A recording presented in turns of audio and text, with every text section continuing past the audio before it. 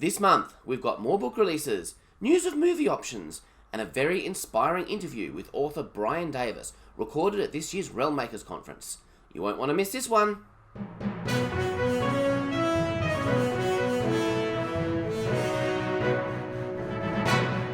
This is the Christian Fantasy and Science Fiction Bulletin for August 2019. I'm Adam David Collings. Christian writers of science fiction and fantasy converged on St. Louis, Missouri last month for the annual Realm Makers Conference, which included keynote speaker Brent Weeks and special guest of honor Terry Brooks. The conference featured an awards banquet, complete with lots of costumes, and a book fair.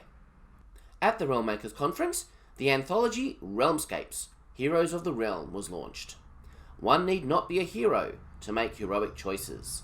This collection features stories by Kathy Tyers, L. Jadji Lamplighter, James Chambers, Steve Raza, Gabrielle Pollack, Wayne Thomas Batson, Danielle Ackley McPhail, Paul Regnier, Kerry Neitz, Tisha J. Priest, and Jeffrey Lyman. Ted Decker and his daughter Rochelle Decker have surprised us with a new co-written book coming out on the 3rd of September. A starred review from Booklist describes it this way. Fear is the crux of safety and understanding in the confines of Haven Valley's fragile ecosystem, where the chosen await the impending destruction of the world, but whispers of doubt begin to unravel Grace Weather's loyalties, desires, and beliefs.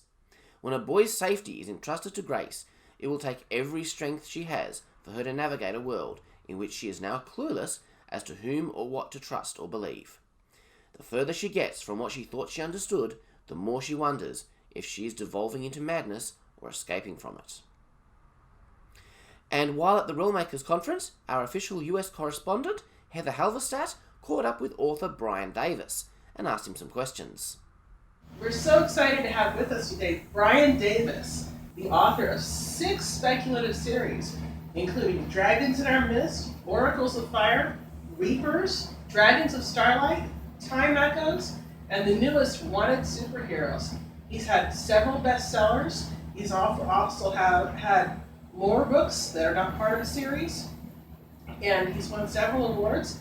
He's also traveled to conferences to speak all over the U.S., outside the U.S. Yes. He's been writing for 25 years, and I can't say enough good things about him.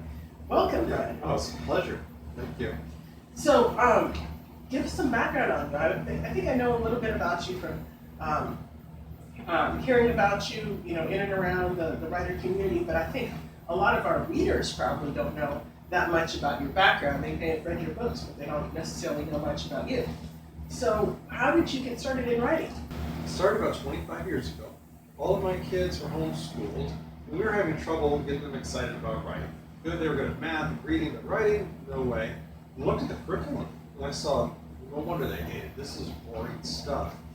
So I pushed it all to the side and said, let's just write a story together and have fun with the creative process. So I write a chapter and get their ideas on what's going to happen next, and we just had a blast. And they got excited about writing, but I got bitten by the writing bug harder than they did, and so I decided I wanted to become a writer. Didn't know a whole lot about writing. So I started reading books on writing, and I went to writers' conferences, and I learned that I had a lot to learn. But it was a great journey, and that's how I got started. Wow. So whatever happened to that book? It is sitting in a drawer collecting dust where it belongs, because it really wasn't very good. But it was a stepping stone. We all have to have those first bad novels, I think. Well, maybe someday it'll give you an idea for your next bestseller. Good. That could happen. I'll take it. So, when did you realize that writing was not just a hobby, but something that you really wanted to pursue professionally? Well, it really didn't work out in that order. It never was a hobby for me. It started as a passion I wanted to go into because as a dad of 7 kids, I wanted to put virtues in my stories. I wanted my heroes to be courageous and loyal and sacrificial. And so when I did that, my kids started wanting to be like those heroes. Wow. They started behaving better because of the stories. So I was thinking, are stories really that powerful? So when I saw that, it instantly became a passion. That's what I want to do. I want to write stories that inspire people to step up and do better things and to be like these heroes. So it was really never a hobby in a hobby category. Wow. It's so inspiring that your kids really got that much out of stories. They did. And it's good to remember that stories are that powerful. And sometimes I think we forget you think they're just entertainment. But I think about Jesus and how he told stories. Told parables. And if you think, when I go to church and the pastor teaches an academic lesson and he's smart, he'll finish it with a story to back it up. You know what you remember when you get home? This one. The story. Thanks, Heather. We'll come back to some more discussion with Bryan in a minute after some more news. H. Halverstadt Books is a website that brings you reviews of speculative fiction in the CBA market, along with informative articles of interest to Christian geeks. They give away free books and other great prizes to those subscribed to their blog and newsletter. There are a lot of resources listed. If you're watching this video, then you're definitely someone who would be interested in the site. So check out hhalverstadtbooks.com, where science fiction and inspiration meet. Liberty Spidell released Echoes in the Void on the 6th of August. Bridger Heidman is a down-on-his-luck detective. When a wealthy woman approaches him with a case to find her missing friend who's gone off-planet, it seems an easy job. But the woman insists on coming along with him, and seems determined to make him break his #1 rule about clients: he won't sleep with them. This is a PI detective story crossed with science fiction romance. This one has a strong PG-13 rating. John C. Wright has released No Wither, Book 2 in the Unwithering Realm, and sequel to Some Wither, the Dragon Award winner for Best Science Fiction Novel in 2016. This series follows Ilya, the son of a missionary, who must travel into another world to rescue a mad scientist's daughter. In this second book, Ilya is on the run from a dimension-spanning empire ruled by cruel tyrants and omnipotent magicians, and must face a dread decision pitting family love against loyalty to friends.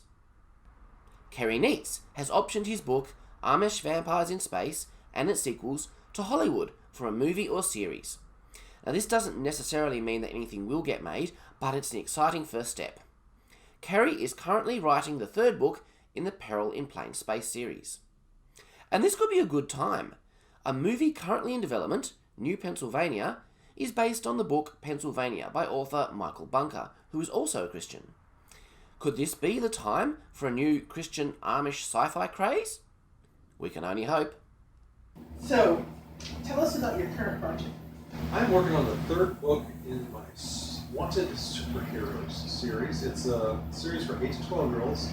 I started writing the series because when I go to all these conventions and conferences, most of my books are for, say, 11 years old to 18 years old. And so a lot of parents ask me, do you have anything for little brother, little sister, the 8-year-old, 9-year-old, 10-year-old? And I didn't. So I wanted to write in that niche. So I started this series about 12-year-old Eddie, who's a genius, and he creates this device that he thinks will give him superpowers. Wow. But it doesn't work on him. It works on his 8-year-old sister. She gets superpowers. How unfair. I know, but he's still the brains of the operation. So they team up to battle this villain who wants to destroy their city with an earthquake machine, and that's how the first book starts. And this villain is after them for 2 books, and now I'm on book number 3, and he's still after them. I've heard so many stories from authors about amazing responses from readers that they've received. Have you ever received any responses from readers that just really amazing or impactful? I don't know how many hours we have to tell of all the emails and letters I've gotten. Everything from a 6-year-old who said, I read your book and now I'm not afraid to sleep without my nightlight, all the way to a mom who told me your books saved my daughter's life. She was very sick, had sepsis, and she was dying. And her heart was fluttering, they couldn't keep her, they needed to calm her down. So they tried music, they tried everything, and then they put my audiobooks next to her ear. And it settled her down. Nothing else would work. But she was a big fan of my books, so they put the audiobook, and it settled her down. And then when it stopped, she'd get all agitated again. But they just kept playing them over and over, and she recovered. And she survived. I've heard from 20 different teenagers who told me that my books kept them from committing suicide. And I could go on and on and on. And that's what keeps me going. It keeps giving me the passion to continue. Because I put so much hope in my book and encouragement and sacrifice and forgiveness and mercy. And that's why I get emails like that, because the kids are getting the message. You know, just one of those emails would make an entire career of writing with it. Even if you didn't have great sales or anything like that, just one of those letters I know. would be worth it. You know, That's my treasure. I save them. Yeah. Keep them in a box. Oh yeah. Daniel Gibbs has released Gates of Hell, Book 3 in his Echoes of War series, following the crew of the ship Lion of Judah. The League of Sol is down, but not out. Now, Colonel David Cohen tackles his most challenging task yet, ferreting out a traitor. If they fail, they'll sacrifice more than just a battle. They'll lose the war. Scott G. Higgins has released All Things Huge and Hideous. This is a humorous fantasy novel about Dr. James DeGrand. He's the local vet, but he's also a slave to the Dark Lord. His job involves deflaming fire lizards and spaying dire rats. It's not the easiest position from which to make the world a better place, but he might be able to do something about the dragon. Christopher Ruocchio, award-winning author of the Sun Eater series, says of this book, a rollicking adventure that hits all the right notes.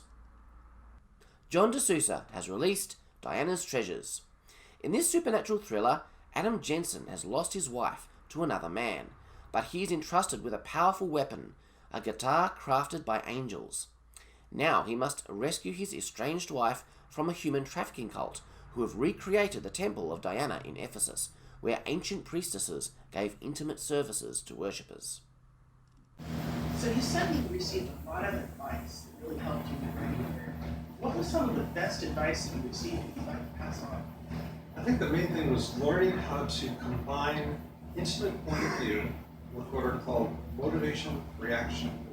I know it sounds really technical, It does. but it's really how to keep the reader inside the skin of the focal point of view character and watch how that character is constantly motivated for each action. You need to know, what's he thinking? Why is he doing this? And everything is chained together. So the reader says, I feel like I'm there. So following what's called motivation reaction, it's really helped. It's from a book called Techniques of the Selling Writer by Dwight Swain. It revolutionized my writing. Highly recommend that. I will definitely read that book. Yeah. Oh, we're almost out of time, but since you're teaching a teen track here at Rollmakers, I was wondering if you have any particular advice for any teen writers out there that might be watching this. Sure. One thing is that when you're young, you're so excited about the craft. You've got these stories that you've just got to get out. It's patience. I see a lot of different characteristics of impatience. One is, I want to get to the action early. I want to start with this intense action. No, you got to develop your characters at least a little bit, before you get to that intense action. Tim Frankovich has released it, Until All Curses Are Lifted. The laws are enforced by magic. If you break the law, you're cursed. Marshall has been cursed since his birth for his unknown father's crimes. No one has ever escaped from a curse, but it's the only way to be safe. Seri wants to be the most powerful mage in history, but the magic that holds the world together is failing, and somebody is murdering mages. Neither of these characters knows they are being watched from another realm. W.A. Noble is releasing Beast Speaker, Book 3, Dragonhome, on the 6th of September at an in-person event at Emmanuel Lutheran Church in South Australia. This book completes the trilogy. This series follows two children who were abducted with the aid of dragons and forced into military service.